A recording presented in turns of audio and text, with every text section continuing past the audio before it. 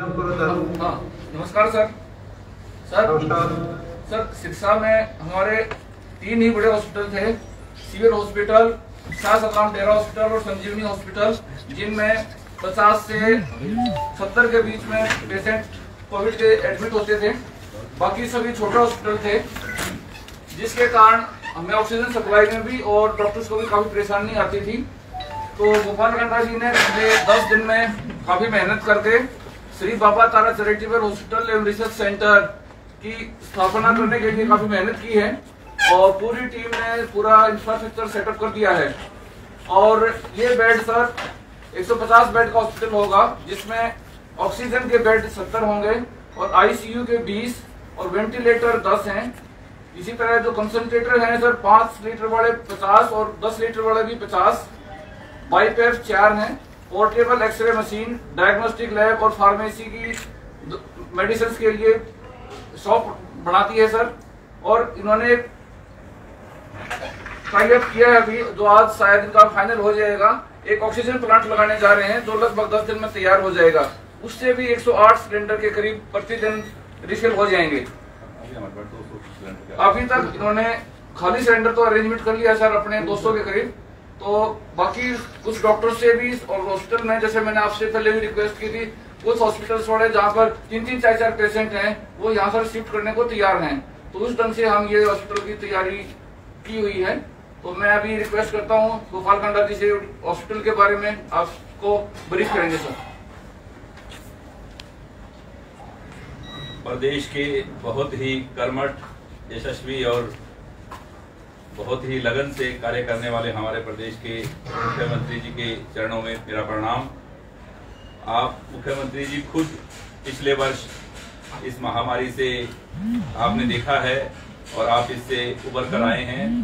और जैसे डी साहब ने बताया, इन तमाम सुविधाओं के साथ ये आपके आशीर्वाद से सिरसा डिस्ट्रिक्ट का एक बड़ा हॉस्पिटल आपके हाथों से, जिसकी शुरुआत आज हो रही है। और आप उसके बावजूद भी इस दूसरी लहर का पूरे देश में और पूरे संसार में किसी को मालूम नहीं था कि इतनी तेजी से आएगी और इतनी तेजी से बढ़ेगी। आप डिस्ट्रिक्ट में घूमकर और पूरे प्रदेश का जो ध्यान रख रहे हैं, सारा प्रदेश उसके लिए बहुत बहुत आपका आभार व्यक्त करता है। और समय समय पर आपने जो सिरसावासियों को ऑक्सीजन का बढ़ाने का, कोटा बढ़ाने का जो आपसे मांग की वो किया, और तमाम जो भी सुविधाएं आपसे बात की आपने दी। इसके लिए पूरा सिरसा और हरियाणा आपकी इस लगन और कार्य के लिए आपको नमन करता है।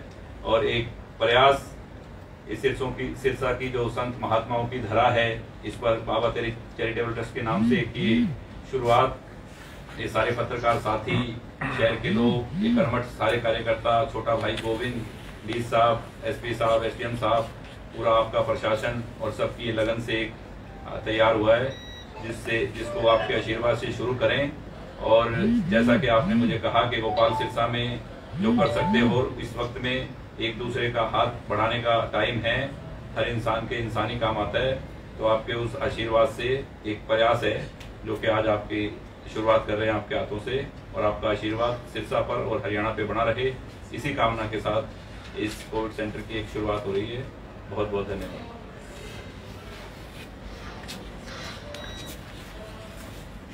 माननीय मुख्यमंत्री जी से रिक्वेस्ट है सर आपका संबोधन और शुरुआत करने की।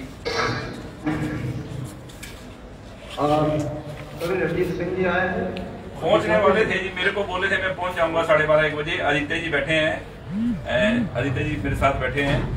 और चलिए श्री गोपाल कांडा जी हमारे विधायक सिरसा से, और सुनीता दुग्गल जी भी वीडियो कॉन्फ्रेंस दिखाई है।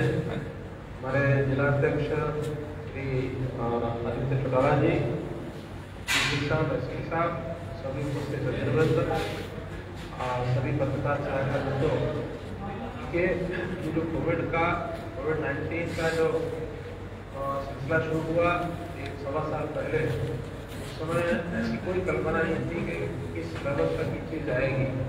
पहली फिर फरवरी 2021 में हमको लगता था कि अभी ये समाप्ति पर है और बहुत लोअर लेवल हुआ, जिसको कहना चाहिए कि कोविड के जो केसेज है वो आने शुरू हो गए थे।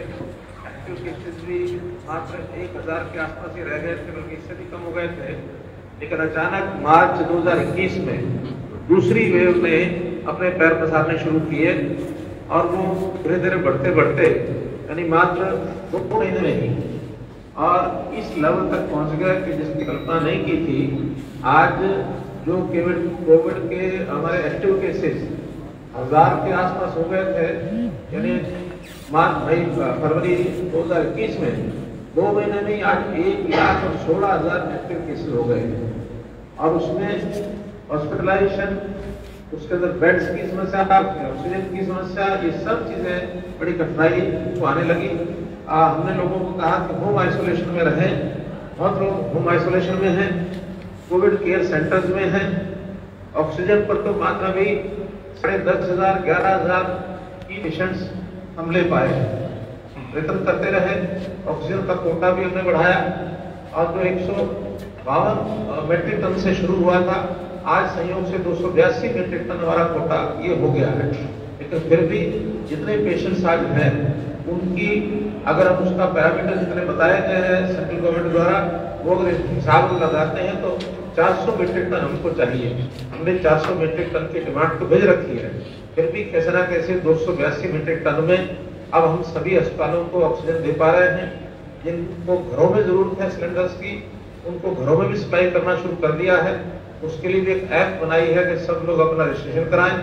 जो संस्थाएं हैं घरों में सिलेंडर पहुंचाएंगी, उनका भी रजिस्ट्रेशन होना शुरू हो गया है और एक प्रक्रिया ये भी शुरू कर दी गई है। और अब पिछले 2 दिन से कोई हॉस्पिटल ऐसा नहीं है हम ऑक्सीजन नहीं पहुंचा पा रहे, सबको पहुंचा रहे हैं। आने वाले 2 दिनों में ये और हमारी अच्छी पोजीशन हो जाएगी, क्योंकि ऑक्सीजन कुछ सेंटर्स पर जो यहाँ से दूर है, चाहे वो जामनगर है या फिर उड़ीसा के कई सेंटर्स हैं, वहां हमको ऑक्सीजन मिल रही है, लिक्विड ऑक्सीजन। लेकिन ट्रांसपोर्टेशन की लिमिटेशन है, उतने टैंकर्स नहीं है। जितने टैंकर्स हैं समय एयरलिफ्ट करके वहां दिया जा रहा है। आज भी प्रातःकाल यहाँ चंडीगढ़ से एक एयरफोर्स का जो जहाज है उसमें 2 टैंकर, अभी सवेरे मैं स्वयं उपस्थित था, हमने उनको भुवनेश्वर भेजा है। 2 घंटे में अब तक वो सवेरे यहाँ से वो 10 बजे चले हैं, तो मुझे लगता है वो भुवनेश्वर पहुंच गए होंगे और सायंकाल वहां से लोड होकर के बाई ट्रेन वो वापस आएंगे। तो इस सारी गति में हम अपने सारे सिस्टम को अच्छा कर रहे हैं और अब हमारी जो ऑक्सीजन है वो वर्तमान समय में कम नहीं है। हमने आह्वान किया है सरकारी अस्पतालों में भी और जितने प्राइवेट सेंटर्स हैं, प्राइवेट हॉस्पिटल या संस्थाएं, वो भी जहाँ जहाँ ऑक्सीजन के बेड्स बना सकते हैं या कोविड केयर सेंटर्स, क्योंकि जो पेशेंट अस्पतालों में प्रारंभ में 6-7 दिन सीरियस रहता है, बाद में वो थोड़ा सा ठीक होने के बाद उसको हम ऐसे कोविड